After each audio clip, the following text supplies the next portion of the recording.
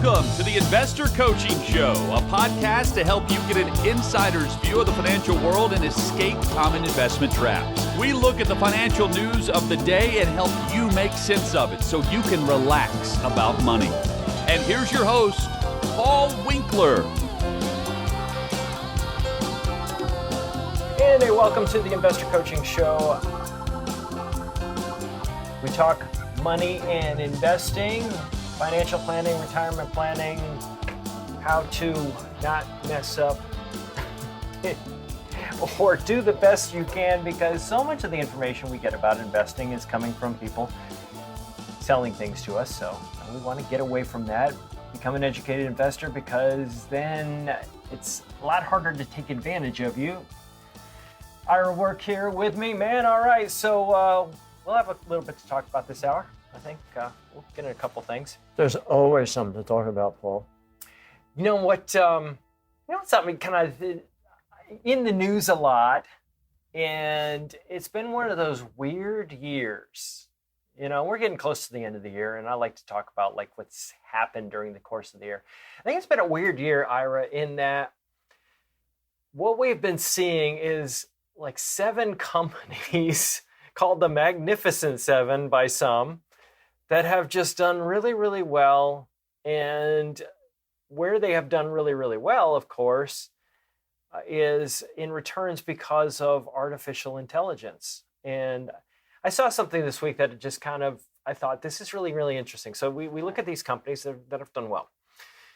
Now, you're a company and you're thinking of how can I adapt where there are just certain businesses, you know, rocking and rolling because they're expected to be very much benefiting from the new artificial intelligence that's coming around.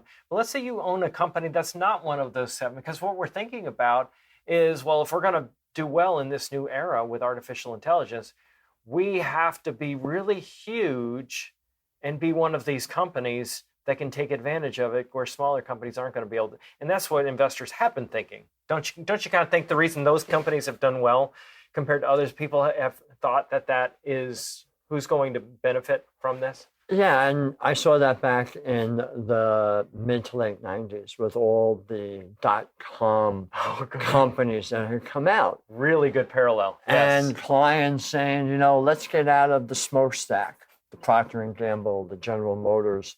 And maybe it was good to get out of General Motors, but I just use that as an example. No, that's a really good example, because those companies are the stodgy companies, as we call them. Right. Yeah. And then what happened? You know, all the .com companies, the technology funds that came out, they all went up. They had screaming returns. And I remember there were probably a half a dozen, maybe a dozen technology. Thinking people were screaming when they went crashing down, though. No, you said screaming returns on the upside. I think they were screaming when they went down. Yeah, well, that was the suicide scream. Bad joke. No, but they were going up, and there were probably about a dozen brand new technology companies that opened up in January of 2000. Because Wall Street is fabulous at putting together packages that people will buy. Yes. And that are easy to sell. Because if I can show you, hey, look, this is what technology has done, and I was guilty of that to a degree. Look, this is what technology has done. There's this brand new fund that's going to take advantage of it because they're going to focus on technology. And they use past performance to show you how well it would have done. And you've been in it before, right? And then 2.5 months later, the .com bubble burst, and then the joke became, these are the .bomb stocks. Right, yeah. There's so many of those companies went out of business. Right. And the same thing will happen with a lot of these AI companies. Well, didn't you see a lot of your clients come in, you know, around that time? Because that was when you were starting to become a reformed bumble, you know, as the Christmas show talks about, right? Yeah. It was where you started to go, oh my goodness. And a lot of people came in and they really got hurt by that. Whereas if you're really diversified, you didn't see that, because you had value companies, the stodgy companies that we talked about, actually do okay during that period of time when everything else, you know, all those tech companies were crashing. Well, I learned a lot in 2000. Number one, I learned that that's when I started and got introduced to the science of investing. Oh, yeah. Okay. All right. That's when you started with that. Okay. But I also learned that the mutual fund people that used to come around to my office to tell me how great their funds were, they didn't have any idea. Yeah, they had no clue. You know, when I would ask them questions, They were caught in the same trap, you know, as the regular investors. when I would ask them questions of like, why hasn't this manager repeated the performance, or why did this manager get stuck? They couldn't answer the question. Right, You right. know? What happened to their magic? Right. Right. for So sure. that's when I began to realize that these people are just selling funds based on past performance. And that's when in 2000, when I got introduced to the fact that past performing investing does not work. Right. Another thing that I was introduced to was not investing in a sector fund like technology or financial services. Right, that's a really good point, because sector funds, Wall Street Journal actually had a really good article one time, and I used it a lot on the radio, was where they said this is one of the most hazardous things that you can do as an investor, is sector investing, looking to invest in just technology or just oil stocks, or just energy stocks, or those types of things. Well, I don't know that anybody's really investing in just technology stocks But the sector funds are. Right. That's No, what no, I mean, I get yeah. that.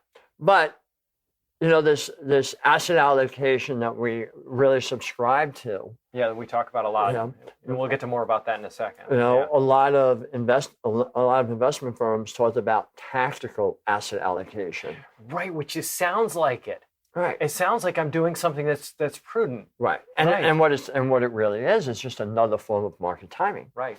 But you can see at certain points in time, there will be certain sectors, technology, financial services, that will actually outperform during certain periods of time Absolutely. better than other sectors. Sure. But here's the thing. When you're buying a fund that focuses on, let's just say, technology stocks, those technology stocks are in the S&P 500.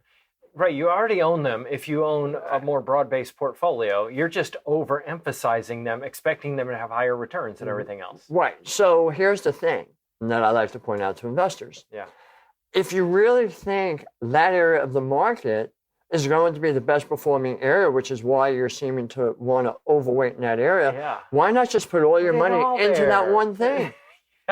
If you're really that No, really, if you're really confident. that confident, it's Because that's what you're doing when you're buying a technology or a financial services, or even like some of these REIT funds, these real estate investment trust funds. Yeah. That mutual fund that focuses on just real estate. Right. They're saying, I think real estate's going to have the best return. Well, you don't really know that because you still have these other funds. Yeah. So why focus a heavier concentration on one area? Right. Just get out of those sector funds Yeah. and keep it fully diversified, so that if you happen to be wrong because you didn't get lucky, instead this time you got unlucky, Right. at least your money was all diversified. So let's just hit this for a second, because this is something that a lot of times people will do. They'll own a fund that's investing in, like, let's say, large growth companies. And they think, well, this good, this owns all those large growth companies. And what you got to recognize, folks, is that what sometimes people will do, fund companies will do, is they will overemphasize. They engage in tactical asset allocation. And this is something that I tell people, let's look at it. If you're not inclined to do this, this is something we do for people all the time. But this is something that you can look at yourself to check up on a fund. Read the prospectus. I know it's boring, but read the prospectus and look for wording like, we're looking for opportunities. We're looking for undervalued asset classes or undervalued segments of the market or something like that. And you can look at turnover ratio inside of funds. In the prospectus, towards the back, typically, you'll find that they'll have how much turnover is taking place or has taken place inside the fund. And that gives you, if you see like 60% turnover, means 60% of the stocks are different from one year to the next. That tells you that the fund manager believes that they can figure out these changes and recognize this. If I look at, let's say, these magnificent seven, as they call them, the big tech companies, Apple and Microsoft and so on and so forth. If I look at these companies, what I'm doing is I'm assuming when I invest in them, when I assume that they're going to give me a higher rate of return in the future, I'm assuming for some crazy reason that they want to pay me, they just want to pay me more money to use my money, which doesn't make any sense. No. They're not going to do that. Now, what's interesting, Ira, is what I saw this week, and kind of a build-up to this, is a lot of companies out there were under the impression that Microsoft, with their size, would be the dominating force in AI. And you could see where that would be the case because they do have a far reach. And what's interesting is what's happening right now is we're actually seeing other companies combining forces. That's what I thought was some of the interesting news that was talked about. They're combining forces in order to use all of their resources to make sure that one company doesn't dominate that technology. And what they're wanting to do is make it open. Like you think about an open architecture. Mm-hmm. And the reason, I often use, because I love this example because it was so stark, and, the evidence is in beta, versus VHS. Everything told us that beta was better. Everything told us. But what they did is they tried to hold on to the technology and they tried to monopolize it and make it the go-to, and you could only go there for what you needed, whereas VHS was more open architecture, so to speak. Mm-hmm. And then what ended up happening is because other companies could benefit from VHS's success, what ended up happening is that became more promoted, even though it was the lesser technology, and more people benefited it. And that is why that ended up being the dominating force in tapes and recording, and now we're on to digital. But I like to use it because as an example, the jury's in. We know what happened. So, as you and I have talked about, I just finished reading the biography of Elon Musk. Elon Musk, yeah. Fabulous read. Yeah. And he talks about AI. And he was actually one of the pioneers that got started with AI. Sure. But he was talking about how Google and another company, it's slipping my mind right now, how they started to get into it. And in talking to the CEOs of those companies, they did not want to use it for the same type of good that Elon Musk wanted to use it. Yeah, so therefore, interesting interview I've seen on that. Yeah, and so what Elon Musk did is he started another company for AI, but creating it with open architecture. So a lot more companies. It was literally who I was just referring to. Okay. Yes. Yeah. So a lot more companies can much more easily develop AI. To compete with the companies that want to use it for more, let's say, not so good things. Right. And when we think about that there's safety in the multitude of counselors, there's a lot more safety when you have a lot of minds working together on something. And and that's exactly what has happened. So we look at how they're going to be using this in the future, and you look at these companies that have benefited. But the reality and the point that I'm trying to make here is that it will be the overall marketplace that benefits in a big way from this. So by going and concentrating on yesterday's winners, we aren't necessarily going to be, and probably not going to be, in the areas of the market that will benefit going forward.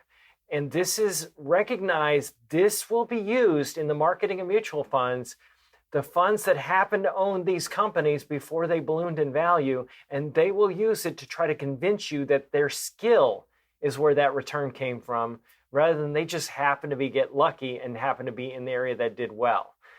So I think it's critical to get that, because what we often don't recognize is that we are so subject to marketing, and we can be so pulled in, and it's really what's happening is there's appeal to greed. It's our emotions. I often talk about this. I use this as an example, and I'll use it again and again and again. But we have a fear of the future. We want to predict the future. We look at the past to do that. Then what happens, we get overloaded with information because everybody tells us how great they are. And typically, everybody that had a good performance in the past is really trumpeting how great they are. And then we end up making emotion-based decisions. We break the rules of investing. Then we end up with performance losses, and we may not lose money, but we lose money relatively. And then we end up back in the fear of the future again. And this cycle, to get out of it, you have to get into to where you understand a little bit more about markets. And then coaching, we talk about coaching all the time, just guiding, and which is interesting. The reason I bring this all up, Ira, is because one of the things that I was surprised at years ago that I heard, I didn't know, that Elon Musk was one of those guys that wanted to pursue the idea of do-it-yourself investing through the robotic investing and all of that. And he was one of the pioneers there. And what he recognized is that the robots, number one, putting together portfolios are still to try to attract money, appealing to the same instincts and emotions that the investment advisors were, and the investors were sabotaging their portfolios. And it is our very humanness that didn't make that whole thing work. Mm-hmm. So, you know, and he's a guy that he walked away from it. To his credit, he walked away from it. He says, there's too much humanness in people, and this automating this process doesn't work the way I thought it would. And this is a perfect testament as to why that doesn't work, because it is our instincts, our desire to go toward pleasure, stay away from pain, our emotions, greed, fear, loyalty, all of these things cause us to make mistakes with investing. And that's why we're so big on you learning, number one, and then constantly, you know, it's like going to church every week. You have to go to church to kind of remember what you forgot the previous week. And that's why the ongoing coaching process is so important. Yeah, and to me, that's the biggest part is, you know, finding not only somebody like us who can coach you, but one of the things that I think is good is that we do workshops and you find out that you're not alone in this. Well, that's a really good point. You know, it's very, very difficult because a lot of our message or all of our message might be a little contradictory to what is being advertised out there. Sure. So it makes it sound like, well, it really is this really something? But when we show you the evidence of it, you know, there are two ways I say of investing. There's investing based on evidence, right? And there's the investing based on story. That's a good way of putting it. Yeah, absolutely. Now, Freddy Krueger in Friday the 13th, I think he was in Friday the 13th, that horror movie. You're talking about movies. Okay. Don't go there with me. That was not, there's no evidence of that. But it's a great story. Mm-hmm. And that's the thing, when I got into this business, back in 1984, we created a story. We had, had our sales meeting of the stock we were all pitching that week. Mm-hmm. And the manager gave us the story. Right. And we all wrote it down on a yellow pad. Then we went back to our desk and we started calling people and telling them the story. This is why you need to invest in this. Yeah. And there was one guy, his name was Charlie, I won't say his last name, but he got on the phone. Not Charlie Munger. No, but not Charlie Munger. And he got on the phone, and part of his story was, look, I can tell you this is going to go up. I'm not allowed to tell you that. Uh-huh. But if I was you, I would put my spacesuit on. Well, you might as well have told me it was going to go way up. So it's a story. Yeah. And past performance is a story. Yeah, for sure. Because we don't know what's going to happen. Right. But they sure act like they do. They sure. And as Malkiel from Princeton said. Right, and they make a lot of money doing it. Yeah, exactly. They make a lot of money doing it. For sure. But asset allocation, we talked about that. And we'll get to that even more as this hour goes on. So stay tuned for, and we'll get into that. Evidence-based investing. I want to invest, and I've done it for over 20 years now, and it's how I work with my clients. I want to invest based upon real evidence. Yeah. A manager's 5 or 10-year track record is not long enough. I recommended funds like that. I recommended 5-star funds. Well, you hear that 1, 3, 5, and 10. And the other thing is you see a lot of investment firms, going on TV and talking, and they'll go on and they'll say, it's they'll talk about what the market's doing, and then typically it's about the S&P and it's the Dow, and you're only hearing very, very, very small segments of the market. And I think you don't hear us talk about what the market did very much. You won't hear us talk about that, and the reason we don't. Is probably what I was about to say. I had a call the other day from a guy. He was like, well, what are your returns? I'm like, it doesn't matter what our returns were for the last 5 years. It's what is going to happen. He said, well, I've had a portfolio now. It hasn't done anything, and this is not with us. And when I share another minute, it hasn't done anything for 5 years. I've just gotten back to breaking even from 5 years ago. That's pretty pitiful. So he showed me his portfolio and told me to list the stocks. Yeah. And I'm jotting them down. He had 18 stocks. Oh my goodness. $250,000 invested in 18 stocks. Wow. He says, well, based, what compared to what the market's doing, I'm like, all right, first of all, when you say the market, or when you hear the market on radio or television, they're talking about the Dow. Or the S&P if you're lucky, and the NASDAQ. Well, no. When they say the market, Well, you'll usually hear those three, because all three will typically go up together because it's the same asset class. But anyway, yes, that's very true. But he said, I said, well, when you're saying the market, that when you hear that on TV, they're saying, the market was up 300, the market was down 200, whatever. That's the Dow. So you don't own the Dow. You own 18 stocks. Right. And some of them are not even in the Dow. Yeah, sure. So is the S&P 500 a better index for me to be comparing my portfolio to? I'm like, no. Well, it's a little bit better because you got more companies, but it's still the same problem. But actually, it's worse because you own 18 stocks. That's 500. Oh, for him to compare to. My mind was to be, looking at is what the market did. Okay, that's a really good point. Right, Okay, that's what he was saying. So should I be using the S&P to compare my portfolio to? Like, no, that's even worse than the Dow because that's 500 companies. You own 18. Right.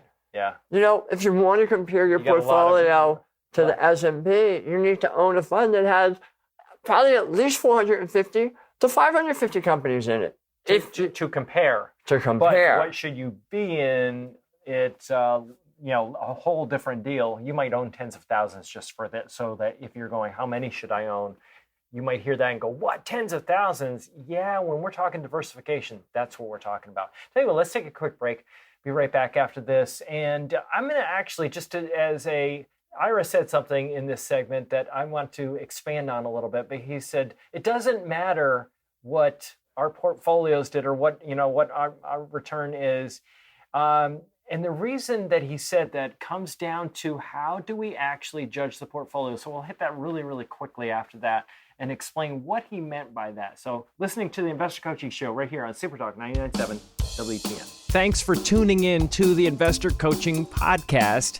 Now, you may be one of these people that's been listening and realizing, wow, investing, there's a lot more to it than meets the eye, and financial planning, tax laws constantly changing, and recognizing that maybe you might need some help in this area, but you don't want just anybody to help you out. So we have 10 offices in the Middle Tennessee area, and everything that we do is fee only. We align our interests with your interests. So you can get an initial 15-minute phone call with any one of our offices just by going to paulwinkler.com/call. That's it. Every one of the offices is run by somebody with 20 plus years experience. They're all degree planners. They all have academic backgrounds in investing, and you can get the help that you need. So if you want to set up a complimentary phone consultation, just go to paulwinkler.com/call. And we look forward to seeing you soon. Okay, so we're just talking a little bit about, in particular, a gentleman was asking Ira something. Had very few companies had no return, you said, over 5 years? Yeah, he said he had no return over the last 5 years. That the portfolio went down, which would have made sense because if he got into the portfolio a year and a half or so before COVID, and the portfolios dropped. But he probably owned companies that did well. They bought stocks based on historical performance. So the track record prior to him buying those 18 stocks was probably pretty good. And it was probably a good story that was told about those 18 companies. All right. So one of the companies that he bought was Coca-Cola. Okay. So I had asked him, did you know for sure that Coca-Cola is going to outperform Pepsi? He said, no, I think Pepsi is going to do better. Mm-hmm. I said, then why do you own Coke? Well, that's what the advisor recommended. Okay. So, but let's just talk about the performance thing. So, when we talk about what happened over, how about Paul? What did your portfolio do? Your own investments. Let's just use that as an example over any period of time. Typically, I dodge that question, and the reason is because we don't judge our investments the way we judge our cars. I look at a car and I go, well, this is a good car because the past performance of the car, it's been reliable, works. Investing markets, if what happens, let's say if you look at the last year and say, what was the return of a portfolio of the last year? And let's say that asset classes all around the world happen to have had a rough year. You look at that and go, well, it's a negative return. That means it's bad. And the reality of it is markets go up and down. And that is not how you judge a portfolio. What we look at when we're judging a portfolio is we're looking at how well is it mixed? How well am I diversified or mixed between asset classes around the world that historically move in dissimilar fashion? And the reason that is the case is, let me just use large US stocks, large international stocks. If we go back to the 1950s and we look at large US stocks versus large British stocks, what you'll notice is that the 50-year return is within like a fraction of 1% return difference between the two of them. And you look at it and go, wow, they're just about the same exact return, but how they got there was different. One would zig while the other one zags. In some years you might have the 70s where international did super, super well and US did nothing. That is what we look at. How well are we mixed between these asset categories? And then what we look at is each component, each fund, how well is it tracked the asset category that it's investing in. If we see big differences, where you've got a small cap stock fund or a large cap stock fund that has let's say large cap, and it has very dissimilar price movement with the S&P 500, there is where you're dealing with a problem, because now maybe it had greater performance. You think, oh, great. But then that tells me the fund manager may have gambled and gotten lucky and outpaced the market. If they actually get unlucky next time, guess what? You end up with losses. So that's why this is so critical. This is benchmarking. It's a whole other subject. But I wanted you to understand before we go to break here that there is a way of judging a portfolio that is objective, and that's really what it gets down to. So it's not that returns don't matter. It's just that is not the criteria for judging whether things are going okay. It's how well things benchmark with each other. Hey, this is Paul Winkler. Hope you enjoyed today's edition of the Investor Coaching Show. You want to learn more about what we do, go to our website, paulwinkler.com. You can watch some of the videos there, and if you're not already a client, you can set up a free initial consultation. Until next time, I'm Paul Winkler, reminding you that I believe that more educated investors are more confident investors, and confident investors are more successful investors. Have a great one. Advisory services offered through Paul Winkler, Inc., an SEC-registered investment advisor. The opinions voiced and information provided in this material are for general informational purposes only and not intended to provide specific advice or recommendations for any individual. To determine what investments are appropriate for you, please consult with a financial advisor. Paul Winkler, Inc. does not provide tax or legal advice. Please consult your tax or legal advisor regarding your particular situation.